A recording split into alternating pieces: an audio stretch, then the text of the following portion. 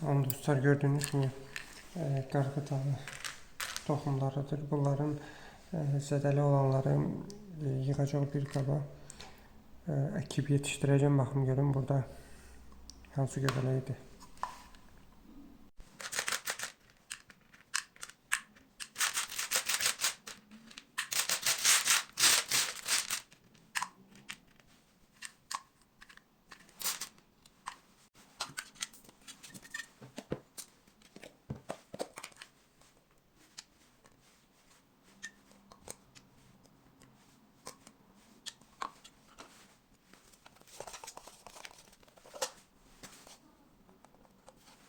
Dostlar, deməli bir neçə gün keçib artıq kiflənməni görürsünüz yəqin ki burada, bu hissədə, bir də burada.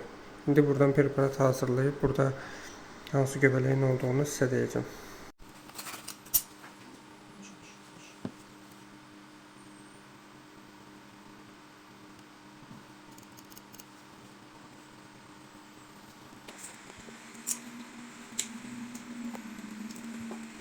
Dostlar, bu sporları görürsünüz, sporangiyalardır.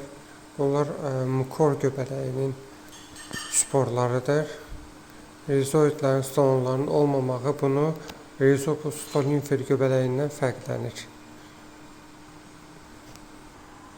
Həm bu cür kiflənmə, həm də sporun mikroskopik görüntüsü mənə imkan verir demək ki, bu mukor göbələyidir.